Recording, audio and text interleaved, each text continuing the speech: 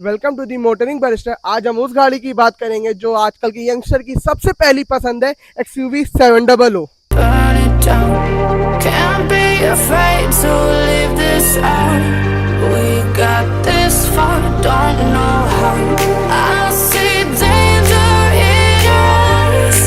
बात कर लेते हैं इसके फ्रंट लुक की। इसमें एक बड़ी सी ग्रिल आती है, एक बड़ा सा बोनट आता है जो कि इसको एक बड़ी मस्कुलर SUV का एक लुक देता है। जैसे कि हम देख सकते हैं इसका जो फ्रंट लुक है वो मिड वेरिएंट का है, बट इसका कोई भी अंतर नहीं बता सकता है कि या ये AX7L है कि ये AX5 है। अब हम बात कर लेते हैं इसके हेडलाइट सेटअप की। इसमें आते हैं sequential turn indicators, LED light और सर्कुलर शेप में DRLs। साथ ही में हमको LED फॉग लाइट भी दी गई है।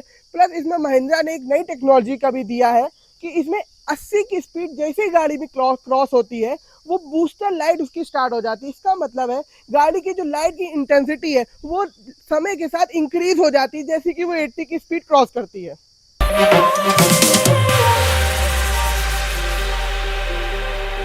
बात कर लेते हैं इसकी लेंथ की। लेंथ है इसकी 4695 mm। इसकी जो विड्थ है वो है 1890 mm और जो इसकी हाइट है हम देख सकते हैं ये है 1755 mm। और सबसे अब हम बात कर लेते हैं इसकी व्हील बेस की।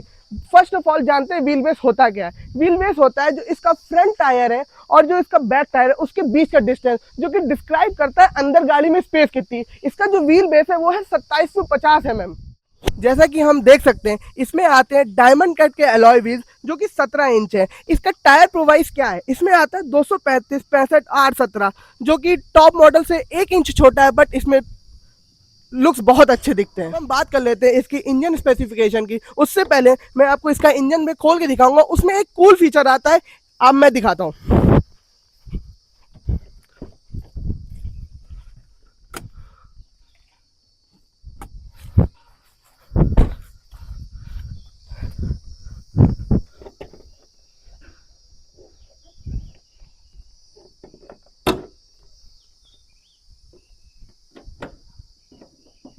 जैसा कि हम देख सकते हैं जैसे ही मैंने इसका इंजन में खोला साथ ही में इसके जो इंडिकेटर है वो चालू हो गए। ये एक सेफ्टी पॉइंट ऑफ व्यू से एक बहुत ही अच्छा ही फीचर दिया गया है महिंद्रा के द्वारा।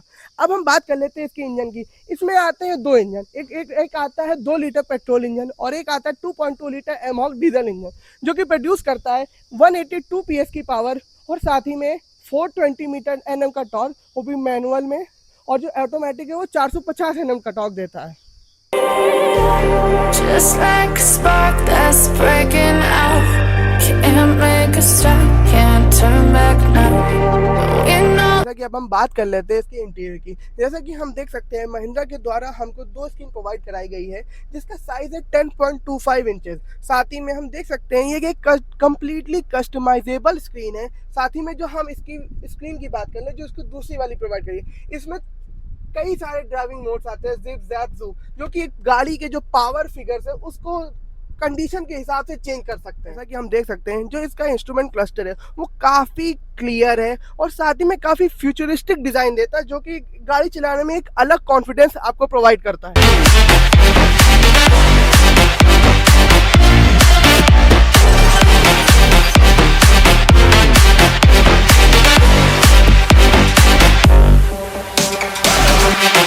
इस बजट में भी हमको महिंद्रा ने एक बड़ी सी पैनोरामिक सनरूफ प्रोवाइड कराई गई है जो कि महिंद्रा इसको स्काई रूफ बोलता है और ये एक इतना एयरी फील देता है कि आपको गाड़ी में बैठने में एक अलग सी फीलिंग आए। You know that there's no room for doubt.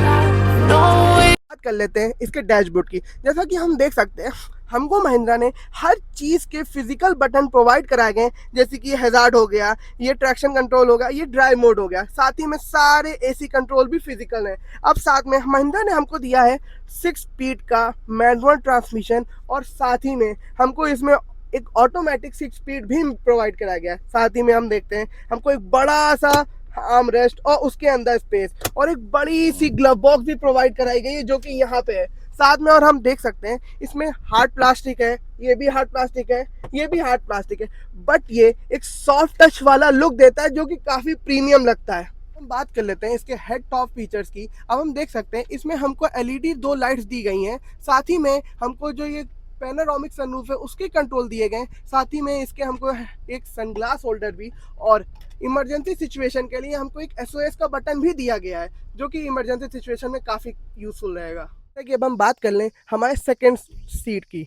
अब हम देखते हैं हमको यहाँ पे 2 AC वेंट्स दिए गए हैं, साथ ही में हमको एक फास्ट चार्जिंग की C पोर्ट भी दिया गया है, और साथ ही में फ़ोन रखने की स्पेस, और दोनों सीट में पीछे मैगजीन होल्डर भी दिए गए हैं, और यहाँ पे 2 कप होल्डर हैं, और साथ ही में हमारे पास एक आर्म रेस्ट है, और इसमें 2 एडजस्टेबल हेडरेस्ट है, और जो थर्ड है वो एडजस्टेबल नहीं है।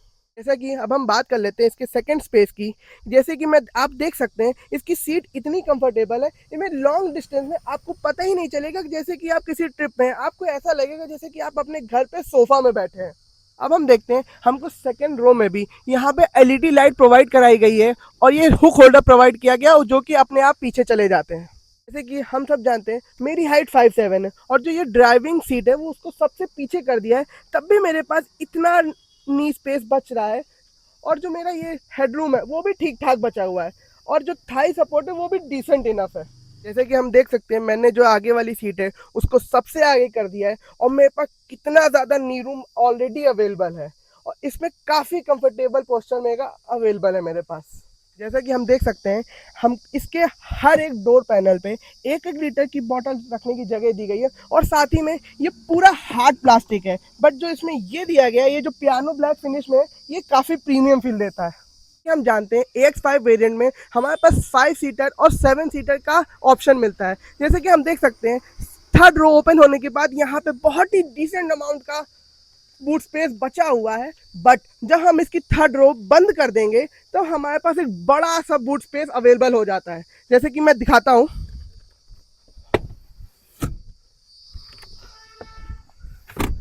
और इसकी थर्ड रो एग्जैक्टली फ्लैट बंद होती हैं कि इसमें ठीक ठाक अमाउंट का हमारे पास बूट स्पेस अवेलेबल हो जाता है।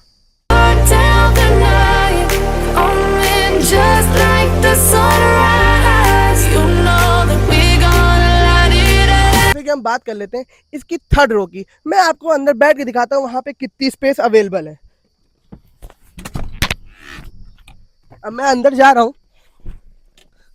अब मैं यहाँ पे मैंने अपनी सीट पीछे करी, जैसा कि मैंने पहले ही बताया था मेरी हाइट 5'7" है, जो मेरा नी स्पेस है वो सामने वाली सीट से बिल्कुल छू रहा है, मतलब मेरे पास ज़रा सी भी स्पेस नहीं है, और जो इसका अंडर थाई सपोर्ट है वो तो बिल्कुल ही अच्छा नहीं है।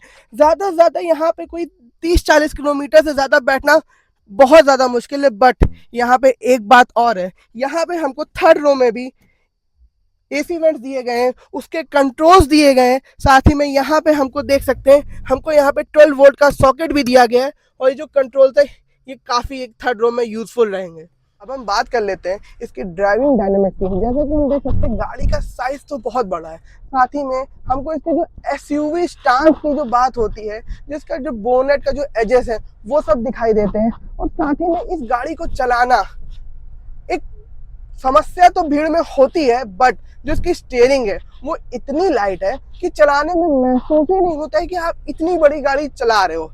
अब हम बात करते हैं जो इसका इंजन दिया गया है, इसका जो डीजल इंजन है वो इतना टॉर्की है कि पंजा रखते ही गाड़ी बिल्कुल उड़ने को तैयार होती है। जैसे कि मैंने जैसे ही पंजा दबाया गाड़ी तुरंत उड़ने को तैयार हो गई।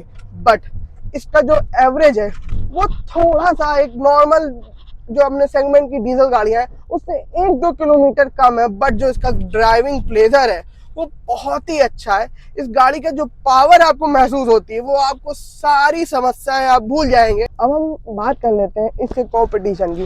जैसे कि एग्जांपल एज अ हेक्टर में आता है 2 लीटर डीजल इंजन। अब मैंने उसको भी चला के एक्सपीरियंस किया है, इसको भी चला के अभी एक्सपीरियंस ले रहा हूँ। जैसे कि मैं बताऊँ, उसका जो ड्राइविंग डायनेमिक्स है उसका कंफर्टेबल ओरिएंटेड ज़्यादा है, बट इसका जो ड्राइविंग एक्सपीरियंस है वो स्पोर्टी ज़्यादा है।